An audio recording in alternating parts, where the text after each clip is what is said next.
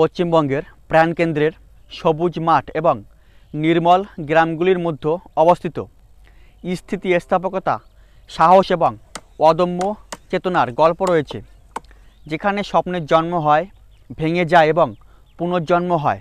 আমি মিলন, আজ আমি আপনাদের একটি অসাধারণ যাত্রায় নিয়ে যেতে চাই, যেখানে আমরা কয়েকজন সত্যিকারের নায়িকাদের সাথে দেখা করি। মহিমা বিবি, তার সাথে কথা বললাম, একজন মহিলা যিনি অকল্পনীয় কষ্ট সহ্য করেছিলেন।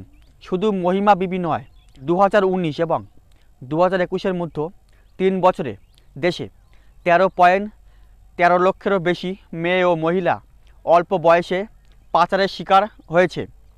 তিনি তার স্বাধীনতাকে আলিঙ্গন করার জন্য বন্দিদশার শিকল ভেঙে উত্তর 24 পরগনার তার প্রিয় গ্রাম ছেড়ে যেতে বাধ্য হন।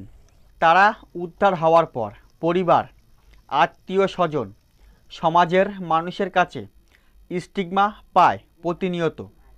এই সমস্তকে অস্বীকার করে তারা ঘুরে দাঁড়িয়েছে। আমাদের নিজেদের লড়াই নিজেরাও করতে পারছি, এটাও আমরা একটা বড় পাওয়া।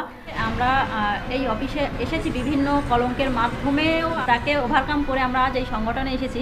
সংগঠনে এসে আমরা আমাদের যে বিজয়িনী বা শেঠবাগান মহিলা সংঘের ভিজিবিলিটি মানে পরিচয় পর্বটা অনেকটাই বাড়াতে পেরেছি। যেমন আমাদের কমিউনিটির মানুষরা আগে জানতোই না, এখন সেখানে অনেক মানুষেরা আমাদের কাছে আসছে, যারা আমাদের ঘৃণা করতো, যারা আমাদের কলঙ্কিত করতো, তারা কিন্তু এখন আমাদের কাছে আসছে কাজের জন্য, বিভিন্ন সহযোগিতার জন্য।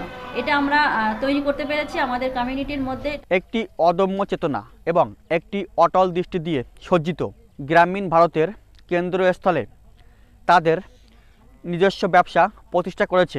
আমরা যে স্বনির্ভর গোষ্ঠীটা নাম আমাদের আলোর দিশা, সেই যে গ্রুপকে নিয়ে আমরা কমিউনিটিতেও কাজ করছি। এর সাথে সাথে আমরা হলুদের ব্যবসাটা শুরু করছি। প্রত্যেকে না কিছু স্বনির্ভর আমরা এই পর্যন্ত হয়ে গেছি। এ থেকে আমরা নিজে ছাগল গরু নিজেকে পালন করতে পারছি, উপার্জন করতে পারছি পয়সা। আমরা এখান থেকে কিছু জামা কাপড়েরও ব্যবসা শুরু করছি। তারা নিজের জন্য একটি বিশেষ স্থান তৈরি করেছেন।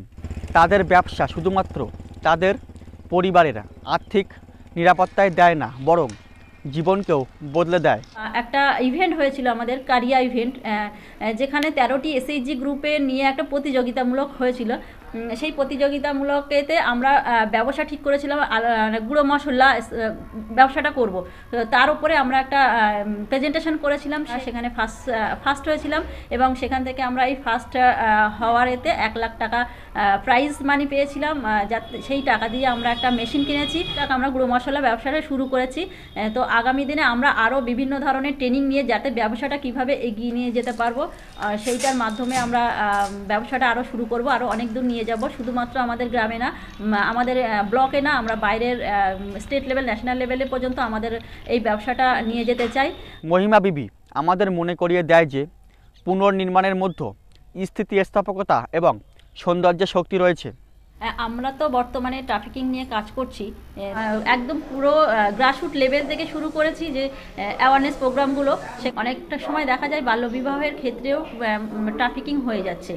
আর শিশুশ্রমের ক্ষেত্রেও সেম, যে অনেকে পয়সার জন্য বাইরে চলে যাচ্ছে, বাইরে গিয়ে তাদের জীবনে কি হয়ে যাবে সেটা তারা জানে না। আমরা এইভাবে কাজটা করে যাব যাতে সমাজের মানুষ, ছেলে বা মেয়েরা, তাদের কোনো ভয় থাকবে না, বাধা থাকবে না, তারা এভাবেই ঘুরে বেড়াবে। দূষণমুক্ত সমাজ আমরা তৈরি করতে চাইছি, যেখানে ছেলে বা মেয়ে খোলা মনে বেড়াতে পারবে। আসুন আমরা কাঁধে কাঁধ মিলিয়ে পাচার মুক্ত সমাজ গড়ে তুলি। এখনো পর্যন্ত যদি 10 জন পাচার হয় বছরে, তা 5 জনও রেস্কিউ হয় না। আমরা দেখছি যে ট্রাফিকিংয়ের পানিশমেন্ট এ তো খুব রেয়ার হয়। তো সেই জায়গা থেকে আমরা যেটা দেখছি যে কেস চলছে, ক্ষতিপূরণ পাচ্ছে, এত আমরা অ্যাওয়ারনেস করছি, তবু ট্রাফিকিং কিন্তু এখনও বন্ধ হলো না। এক সময় আমরা দেখতাম একটা কমিউনিটি গার্জিয়ানশিপ ছিল, সেই যে হারমোনিটা ভেঙে গেছে। আমরা দেখছি কীভাবে একটা রেজিলিয়েন্ট কমিউনিটি পুনরায় তৈরি করা যায়। যে কমিউনিটি সেই আগের সেই সামাজিক যে অভিভাবকত্ব, সবাই মিলে সবার সন্তানদের নিজের সন্তানের মতো তাকিয়ে তার ভালোর জন্য চেষ্টা করবে।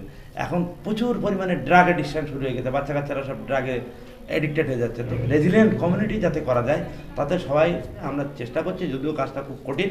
যে সমাজ নিজের থেকে তার সমস্ত এগুলো প্রিভেন্ট করবে, তাহলে হয়তো আগামী দিনে মানব পাচারের মতো একটা বিষয় হয়তো আমরা থামাতে পারব।